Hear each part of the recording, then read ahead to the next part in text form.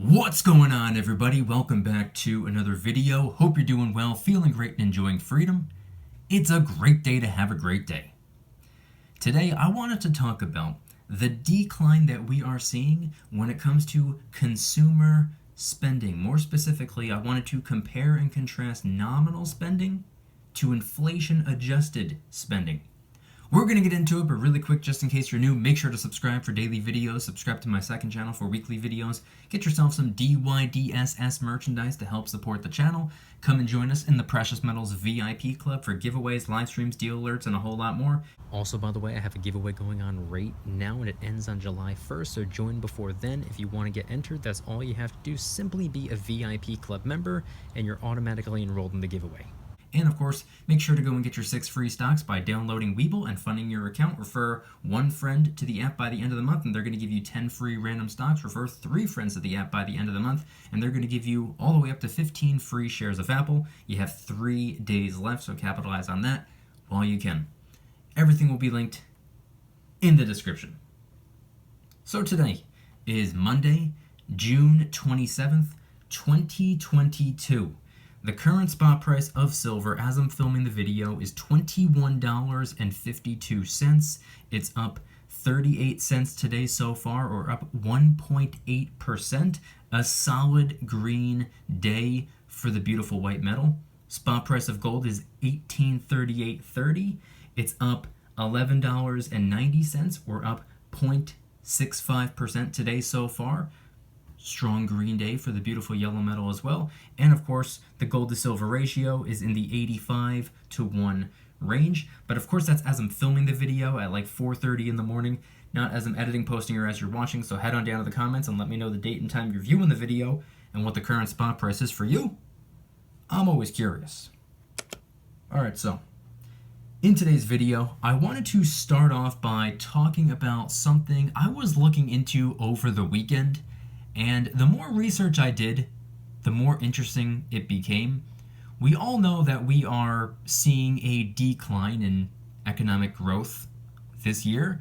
We're still technically growing, but there's a major decline in how much growth we're seeing. We know this already. But on Friday, Bank of America put out a report comparing nominal consumer spending to inflation-adjusted consumer spending. So let's just dive right in. The blue represents nominal spending, which just means the total amount of dollars spent in these different categories. And then the red represents inflation-adjusted spending, which in this case is comparing May 2022 to this time last year. This is broken up into pieces: goods and services. So let's start with goods. On the good side, we can see that furniture is the first category shown. And if you look at the chart, it tells us that nominal spending is down almost 10%. And inflation-adjusted spending is down nearly 20%. Again, this is comparing mid-2021 to mid-2022. Big decline in furniture shopping as we saw stimulus start to get cut off. Next up is spending on gas. Look at that leap right there. Nominal spending on gas is up about 35%. And I don't think that should really come as a surprise to anyone because the gas prices are insane right now. But if you look at inflation-adjusted spending, it's actually down somewhere around 12 to 13%. Next up is clothing. Nominal spending on clothes is down about 5%, while inflation-adjusted spending is down about 10%. Then there's jewelry, of course. Nominal spending is down what looks like to be around 3%, while inflation-adjusted is down probably about 2%. But now let's move on over to the services side. We have restaurants, lodging, and airlines within this report. And I found this to be interesting because look at the nominal spending on each of them. They're climbing like crazy. Restaurants up around 11%, lodging's up around 25%, airlines up around 47%. That's insane. But again, that's nominal consumer spending, the total amount of dollar bills being spent within those categories. It goes up when prices go up.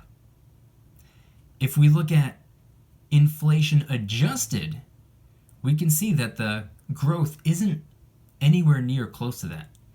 Restaurants up about 3%, lodgings up about 6%, airlines up about 9%, compared to 11%, 25%, and 47% nominally.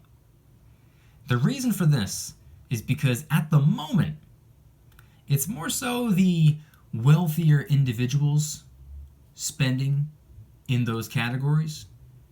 But as for the average consumer, we're still growing, but we are seeing a huge decline in spending, or less growth in how much we're seeing in those categories right now. So the reason I bring all of this up is because this is yet another recession indicator. We technically don't know for sure if we're in a recession right now, even though, let's be honest, we probably are.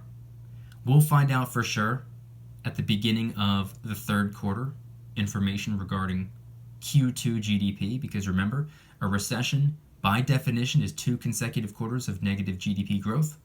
We already had negative GDP growth in Q1. All we need is a repeat in Q2 for an on-paper recession. And just by looking at how quite literally everything is going right now, it's not really looking all that good. So I'm personally expecting us to find out that we ended up with negative GDP growth in the second quarter as well. But what also happens during recessions, or at least some early warning signs of a recession, is a decline in employment, less people working, and a decline in, you guessed it, consumer spending, less people spending their money. That's why I wanted to bring this up today. Nominal versus inflation adjusted spending and the report. That's why I looked at it in the first place. I was curious to see what current spending looks like right now, from another angle at least. And I'm really not surprised by what the report shows. Unfortunately, it's yet another sign pointing to a recession. But of course, time will tell. But moving away from nominal versus inflation adjusted spending, moving away from the more than likely recession on our hands, I wanted to get into the silver and the gold. So sitting here on display, we have a nice little selection. We have some 1 ounce silver coins. We have some 2 ounce silver coins. We have some 5 ounce silver rounds. We have a whole lot of 90% junk constitutional silver. We have some 90% silver over there to the side. We have a 1 and 10 ounce silver bar. We have some fractional gold. And of course, just to spice things up, a little bit of currency. Some piece of paper glorified IOU debt note dollar bills. Can't really talk too much about the money without talking a little bit about the currency. But I wanted to talk about something related to silver and gold that kind of has to do with what we're talking about in the first half of the video, regarding more signs of a recession or just recessionary times in general. In my opinion, I personally believe these are the times that we've been prepping for. And when I say prepping, I mean financially prepping. And by financially prepping, I mainly mean stacking silver and gold. Now, there are other ways of going about it as well. There are the big three when it comes to financial offense: business, stocks, and real estate. Precious metals, on the other hand, that's financial defense. But what are we defending ourselves against? What are we setting up ourselves to protect ourselves from? Usually, inflation and recessionary times. And during these times, where money's getting tight, where we don't know if we're going to get laid off work, where we go to the store and we see that everything is 10, 20, 30% more than it was this time last year, we can see there are a lot of problems on the table right now. We can tell there's a lot of issues in front of us. But one thing a lot of us have been doing over the last couple of months or over the last couple of years, or hey, maybe even over the last couple of decades. Not for me, not that long. It's only been not even 5 for me, but I'm getting there. One thing many of us have been doing is we have been financially preparing ourselves. We've been stacking the silver. We've been stacking the gold. We've been stacking the food preps. We've been stacking the tools and equipment and supplies that we might need if push comes to shove. That way, if you stack it up now, or if you've been stacking it up for however long you've been stacking and prepping for,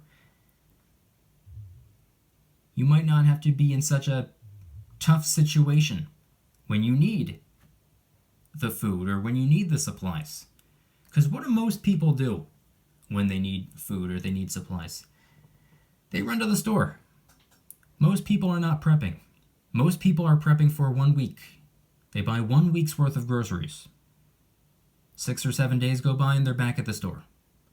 That's how most people are prepping. And that's not even prepping, that's just normal grocery shopping. Us over here, on the other hand, we'll pick up a little bit extra food when we go to the store. We'll put it in the food prepping pantry. We'll go and get ourselves some MREs, some freeze-dried food, some canned goods, some boxed goods, stuff that has a longer shelf life. And we'll load up on that stuff. Maybe not all in one go, but a little bit at a time. Slow and steady wins the race. And if you pick up one extra long-lasting food item from the store every single week when you go to the store, by the time a year goes by, congratulations, you'll have 52 items in the prepping pantry. 52. That'll last you a while. Last you far longer than it'll last everybody else who only has a week's worth of food. Same thing goes for cases of water. Same thing goes for first aid kits and different types of tools and equipment. If you spent the last couple months or last couple of years loading up on the silver and the gold, loading up on the food preps, loading up on all the little things that you might need, that's a form of financial preparation. Silver and gold could, in theory, be a way of combating inflation. I believe it absolutely will long term. Everything else, it's just so you don't have to spend when you need it. You'll already have it. I'm a big believer in that. Spend the currency on the stuff that you need, or the stuff that you will need. Spend it now. Have it now. Get it in your possession. Keep it in your possession. And if and when something goes wrong in the future, you don't have to scramble. You don't have to run to the store. You don't have to buy it at marked up prices. You don't have to be restricted to how many you're allowed to buy. You go to the store, you're only allowed to buy, 2 or 4 cases of water during the pandemic? You were only allowed to buy so much. So if you buy it now, or if you've been buying it over the years, you can load up on these things. There might be a limit on how many you can buy, but guess what? What if you buy that limit every week? What if you're only allowed to buy 2 cases of water, but you do that every single week? 2 cases of water for a couple of months. Now you have an entire stack of water. Same thing goes for everything else. And the purpose of this is not only general preparation, but financial preparation as well. If your income were to just get cut off overnight, oh no, now you don't have the money coming in to go and spend at the store. Well, guess what? Maybe it won't hurt you so bad if you already bought the things that you need. Now all of a sudden, your income gets cut off, but you don't need to be spending money. You already spent the money on the stuff that you need. Now you can live off of your preps for a little while you get yourself situated. General prepping is also financial prepping.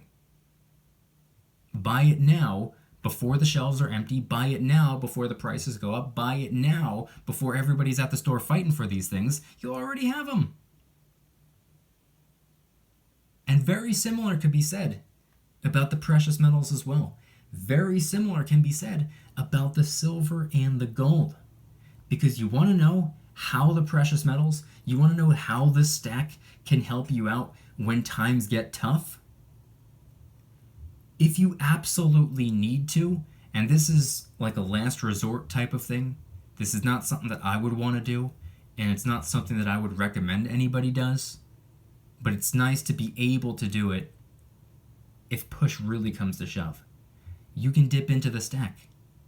It's a physical at-home savings account. Kind of like a savings account at the bank. What do people have that for? Thousands of dollars locked away. Guess what? If they get into some type of an emergency, they can go to the bank and take some of that cash out.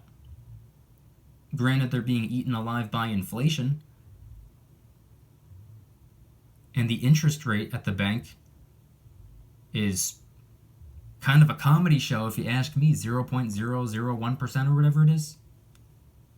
Silver and gold, on the other hand, it's very similar to a savings account. I always call it a physical at-home savings account because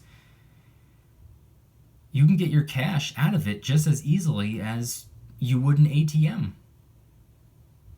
If push comes to shove, and you've been stacking the silver, stacking the gold for financial preparation purposes, what's the difference? If you need cash from the bank, you just you drive over there with your debit card,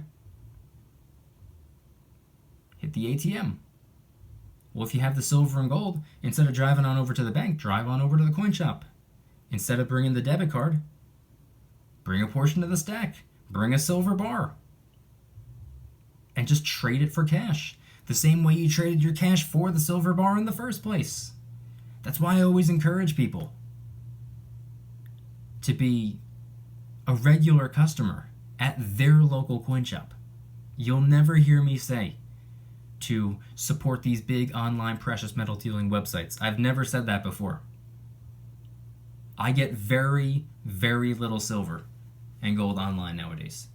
Hashtag support your local coin shop. If you don't want anybody knowing what that stands for, let them know it stands for locally canned soup, t-shirts and hoodies in the DYDSS store, link in the description. But if you're a regular customer at your local coin shop, if you are consistently supporting their small businesses, a lot of the time, they have the you scratch my back, I scratch yours mentality. And they're more than likely going to try to help you out a little bit more than they would be inclined to help out the random person coming in their door just trying to get rid of whatever it is that was passed down to them from a family member. They're going to know who you are. They're going to know that you've been supporting them. They're going to try to help you out. Or they're more than likely going to try to help you out. If they can afford to. But that's why I always encourage people. Know your local coin shop and make sure that your local coin shop knows you. They know you by face, they know you by name. You go in there not just for a quick and easy transaction, you run out the door, you go in there, you make the transaction, but you have a conversation, you build a friendship, you build a relationship there at your local coin shop. You know each other, you're friendly with one another.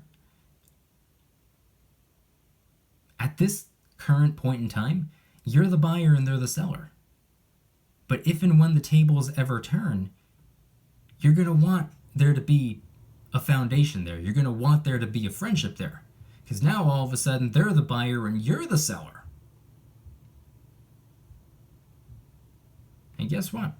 If you got a lot of what you're selling from the person that you're now trying to sell to, in my opinion, I think you're going to stand a far better chance.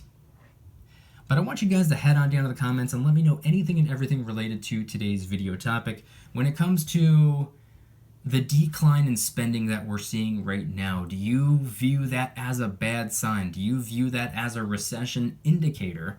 And of course, when it comes to financial preparation, whether it be with the silver, whether it be with the gold, whether it be with the business stocks, real estate, whether it be just loading up on the food and the supplies and the equipment that you might need.